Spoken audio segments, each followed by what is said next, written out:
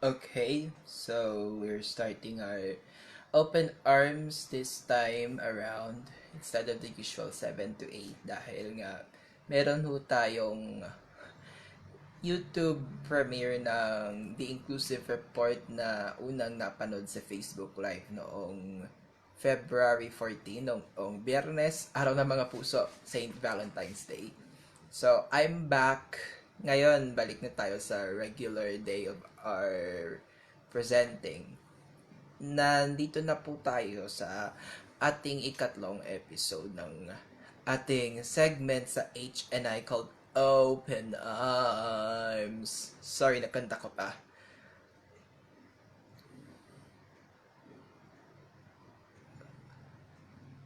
Okay. Ang ating topic sa ngayon ay napili ko dahil I myself had dealt with it in the past more than 10 years or so, how to deal with toxic people. Now, some of you na nanonood ay nagkaroon din na experience na kailangan yung harapin ng mga toxic people sa school, sa workplace, or kahit sa family nyo. For some reason, nakaka-cause sila ng stress sa inyo at nakaka-apekto rin sa inyong pag-iisip, mental health, ganyan. This presentation should help us deal with toxic people in an emotionally intelligent manner. Toxic people have the ability to defy logic. Some are blissfully unaware.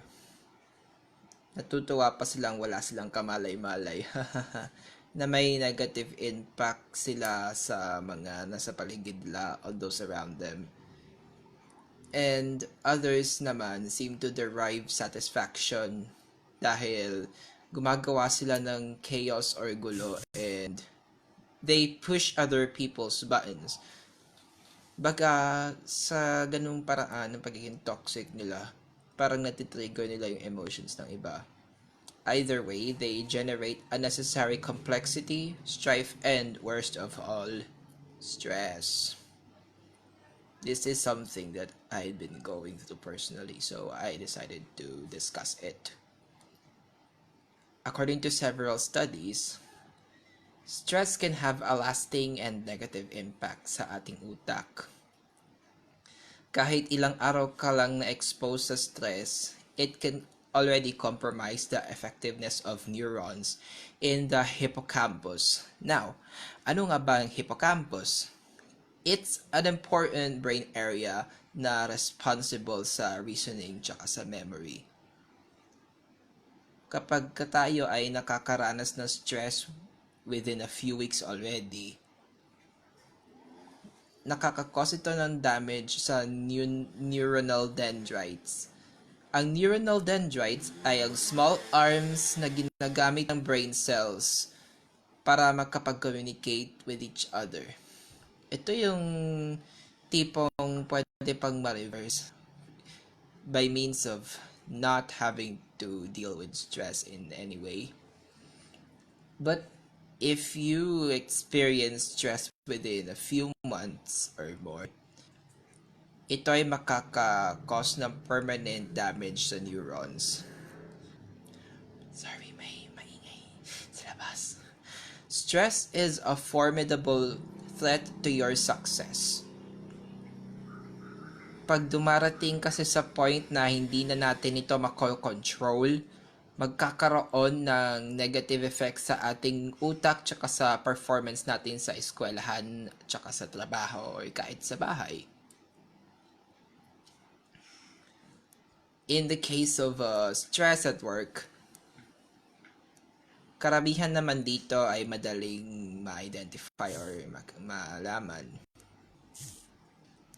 For instance, kapag ang isang non-profit ay tinatrabaho ang grant na kailangan para sa pag-function ng organization, he or she is bound to feel stress and malamang may alam siya kung paano to i-manage. Pwede tayong magulat sa mga unexpected sources of stress at ito ang pinaka nagdadala sa atin ng harm. A most recent research from the Department of Biological and Clinical Psychology at Friedrich Schiller University in Germany had shown that exposure to stimuli that caused strong negative emotions caused the brains of the subjects who are part of the research na magkaroon ng massive stress response. Itong response na ito ay kagaya ng exposure na nakukuha natin whenever we deal with toxic people. Whether it's negativity, cruelty, the victim syndrome, or just plain craziness. Toxic people drive your brain, our brain, into a stressed out state na kailangan, ang stressed out state na ito ay dapat nating maiwasan kung kahit saan man tayo naroroon. So that it could not cause any more harm to our system.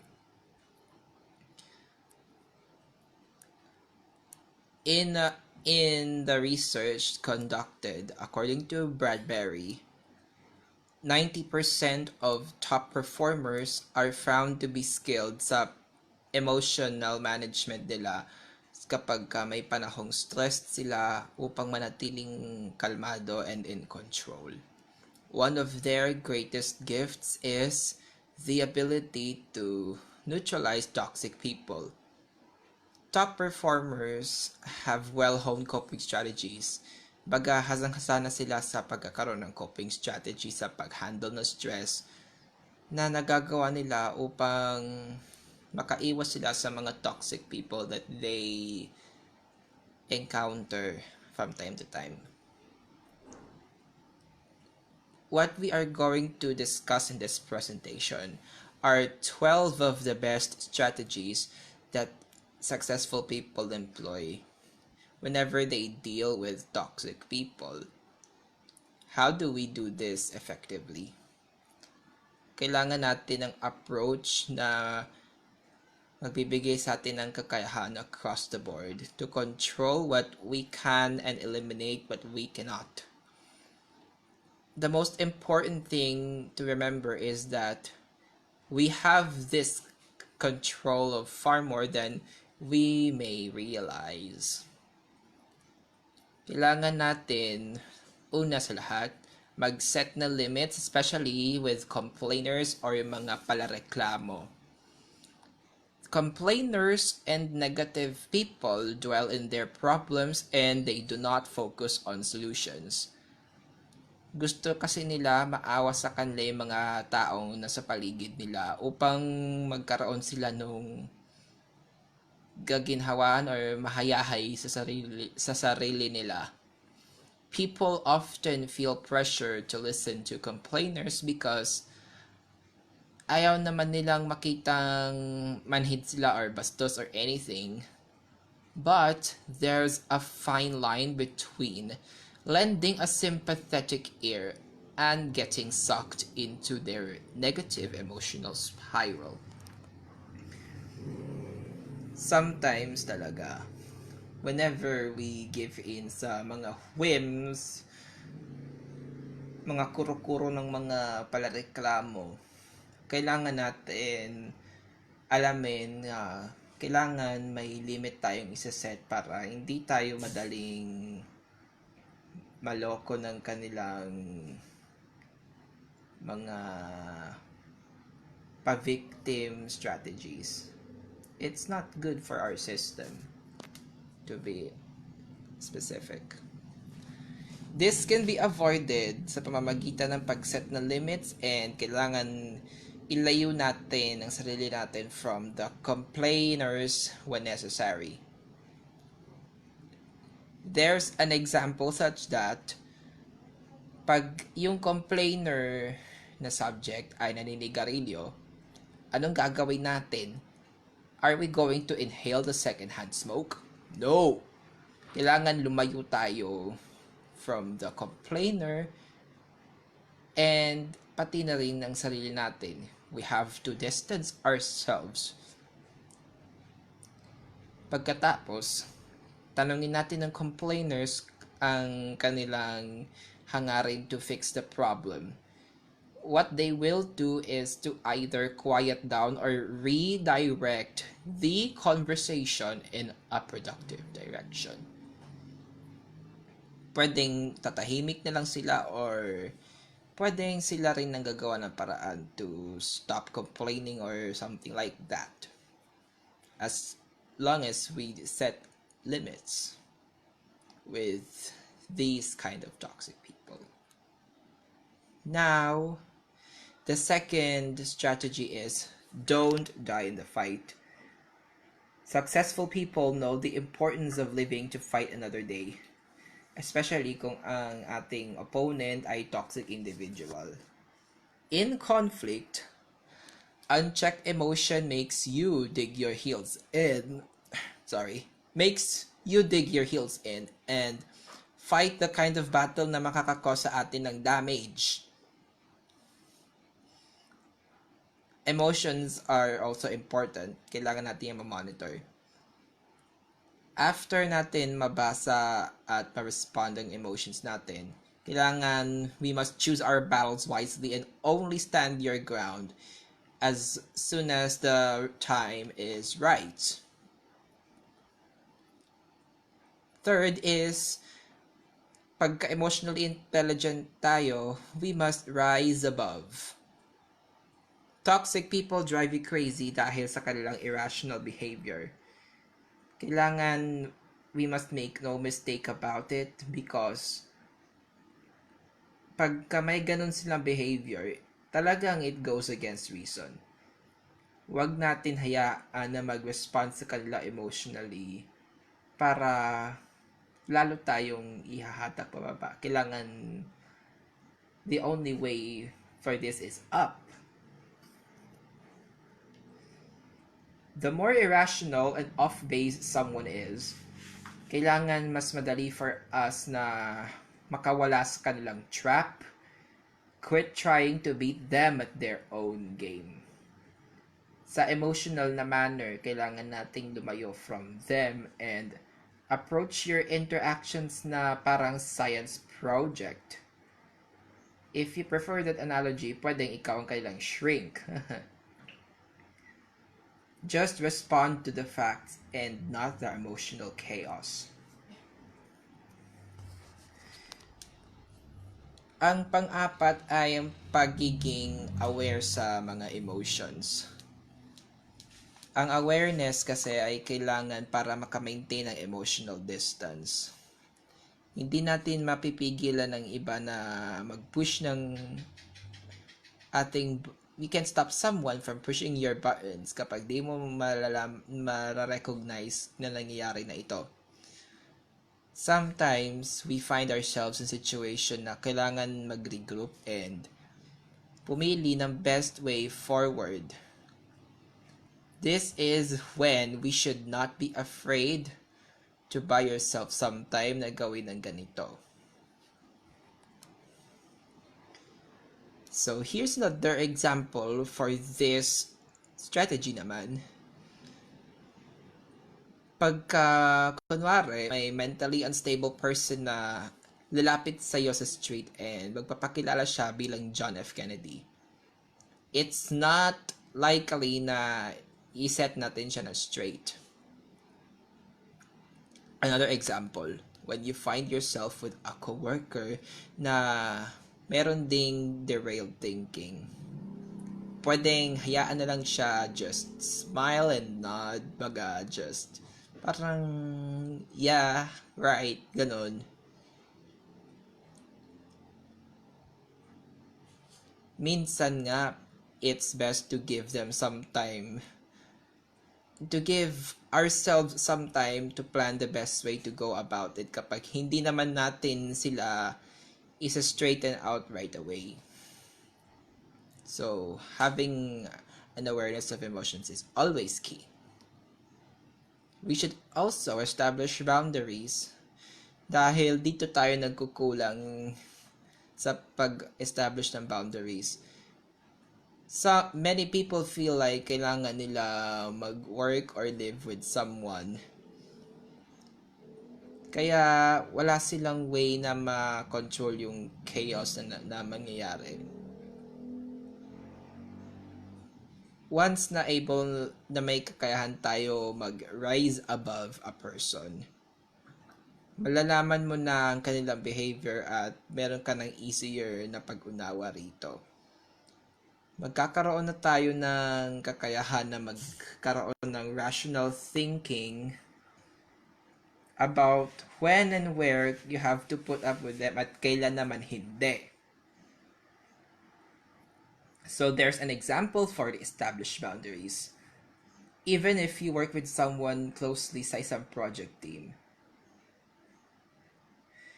hindi naman nito nangangahulugang kailangan meron tayong same level of one-on-one interaction sa kanila na meron naman sa mga other team members natin. Sa pag-establish ng boundaries, it has to be done consciously and proactively. Wag natin hayaan na things happen naturally, kundi maiipit talaga tayo sa difficult conversations. So if one sets boundaries and decides when and where tayo makikipag-deal sa isang difficult person, that's when we'll have control sa chaos for most of the situation. Kailangan lang nating keep boundaries in place when the person tries to encroach above them, which they will. Pwede naman to i-control without having to go like, whenever this person tries to act like na parang nakokontrol nila tayo, they could manipulate us. We should know na we can control ourselves and deal with the situation calmly, ganyan.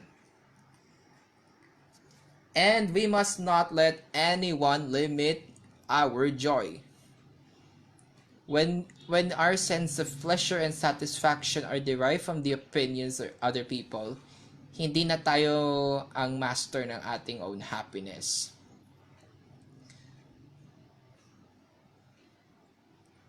Hindi mahayaan ng emotionally intelligent people ang opinion or patama ng iba na napagkaitan sa kanila ng kanilang happiness about something na nagawa nila, whether sa work, school, or anything na gusto nila. Don't let anyone dictate na ganito gawin mo, ganyan. While it's impossible to turn off your reactions to what others think of you, don't compare yourself to others. And it's best to take people's opinions with a grain of salt. This was something that I have been going through in the past few years or more. Like, I thought na nagkagawa ako ng mabuti sa academics, but I honestly gave in sa pressure ng iba. I don't want to reveal any further details, but siguro hindi na ako nagkaroon ng further sense of fulfillment dahil bumigay ako sa pressure because sinabi nilang could I do better than my best? Tingnan mo naman yung iba. That's my lack in I let them dictate what I should do. Our self-worth comes from within, no matter what toxic people are thinking or doing. You're never good as bad as they say or think you are. regardless of what those people think of you at any particular moment. This is what we must remember kapag we're pressured to, you know, be our best version regardless of any situation. Let's just focus on solutions instead of problems. Also, that's how that's how the focus of our attention is determined sa ating emotional state. Don't dwell on the problems that you face, kundi makaka-create ka and makaka-prolong ng negative emotions and stress. A sense of personal efficacy that produces positive emotion and reduces stress will be created kapag ang focus natin ay ang actions to become a better version of ourselves, tsaka yung sa circumstances, mapabuti yung mga circumstances natin. That's another key para yung mga toxic people ay harap natin ng maayos.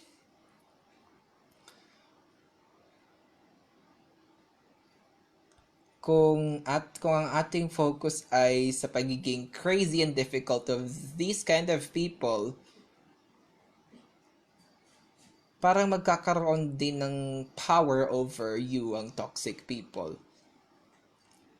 The best thing to do is to quit thinking about how troubling this difficult person is. What should be focused on is how should we handle this kind of people. Kung ganun ang gagawin natin, magkakaroon tayo ng more effective control. And it will reduce the amount of stress that we can experience kapag sila ang ating ma-i-interact. Like me, there are some people na ganun ka-toxic. I will not further expound kung bakit, but I sometimes have a difficult time to handle them dahil I have more concentration sa how difficult they are and how it's become the norm na mas may power sila to control me instead of me trying to handle them para malesen ang stress. This particular strategy may not be applicable to everyone, huh? Do not forget. For some, this is not what they are really. Yung pagiging quick sa pagpapatawad, but it does not mean that you should forget. Whenever we forgive, kailangan nating i-let go ang past para makapag-move on tayo. But don't give a wrongdoer another chance. In my case, depende rin sa situation or anything. I have forgiven this person, that person, but I chose to forget why naging toxic sila sa akin. Parang letting bygones be bygones. Anyway, successful people are unwilling to be bogged down unnecessarily by others' mistakes, so they let them go quickly and are assertive in protecting themselves from future harm. This is another strategy na we should always observe: squash negative self-talk. Sometimes, you absorb the negativity of other people. There's nothing wrong with feeling bad about how someone is treating you. Kaya lang paminsan-minsan, ang ating self-talk na yung mga thoughts natin about our feelings, pwedeng makadagdag sa negativity or pwedeng makamove tayo past the negativity. If we do a negative self-talk, it's unrealistic, unnecessary, and self-defeating. If we do it, it sends us into a downward emotional spiral na mahirapan na tayo makalabas. It's what we should avoid at all costs. Don't say na you're no good. They're all better than you. I will not make it. Because if you say it, yun yung ma-absorb ng ating mind. Especially kapag masyado tayong engrossed sa pagiging negative ng iba. This is what I'm guilty about naman personally, limiting your caffeine intake. Because if we drink caffeine, kagaya ng mga coffee, brewed or instant, it triggers the release of adrenaline. Ito yung source ng fight or flight response. Now I'm going to discuss the what is a fight or flight response. It's a survival mechanism that forces you to stand up and fight or run for the hills kapag mayroon tayong threat na hinaharap. Kapag meron tayong fight or flight mechanism, na sina-sidestep nito, it sidesteps rational thinking para magkaroon tayo ng mas mabilis na response.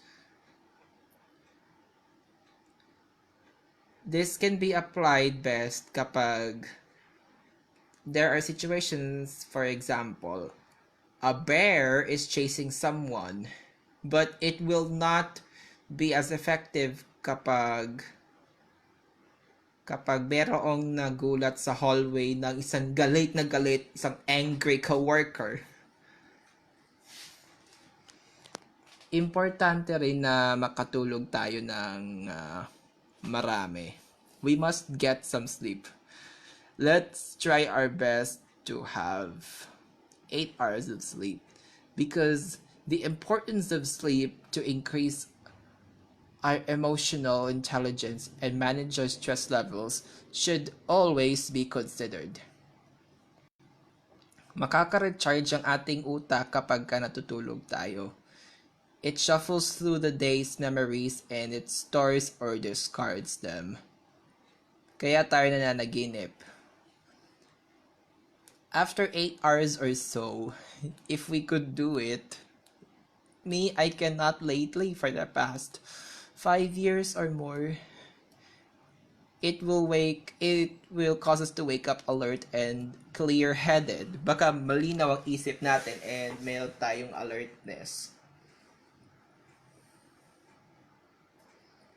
Kung kinulang naman tayo sa tulog or for some reason nagpuyat tayo, mababawasan ang ating self-control, attention, and memory.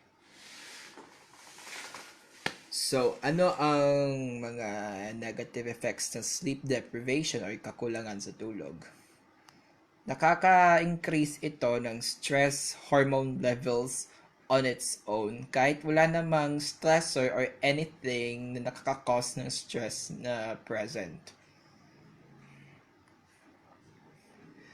Whenever we have a good night's sleep, magiging mas positive tayo, creative, and proactive sa pag-approach natin sa toxic people.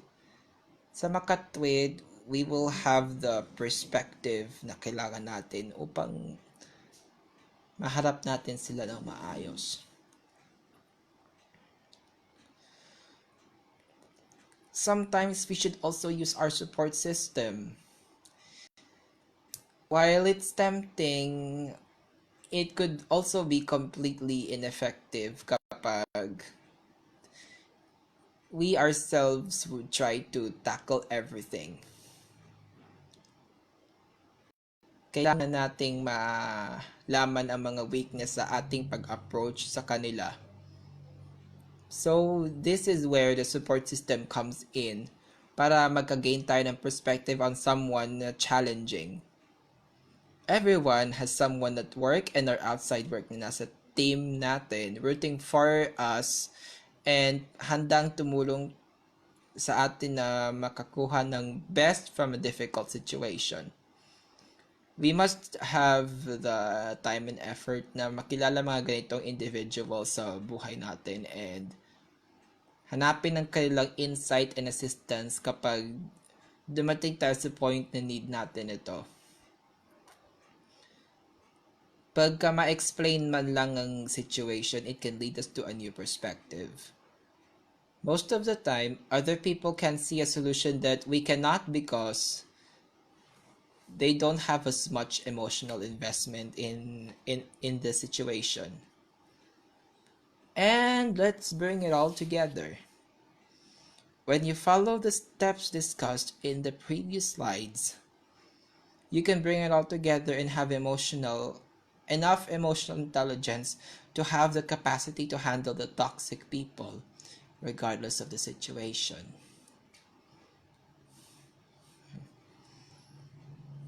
All right, so this has been another episode of Open Arms, dealing with toxic people. I hope that the information na na-share ko with you, the mga nanonood sa atin via Facebook Live, and this will also be uploaded on YouTube soon. Malaman natin kung paano tayo deal with toxic people in the most effective manner. Some of us may experience it in real life, and sometimes wala rin tayong idea kung paano sila iwasan or how to make sure na hindi tayo sa stress sa kanila. We're hoping na ang ating episode ng Open Arms ay makatutulong sa atin para sa susunod na meron tayong scenario na may toxic people tayong makakaharap, we can handle the situation in a way na hindi makakadagdag sa stress levels natin. Thank you everyone for watching our Facebook Live tonight. See you all in the next episode of Open Arms. This is Billy St. B. Makuse na naniniwala sa God first, truth first, inclusion sa ating hands in inclusion. Good night everyone.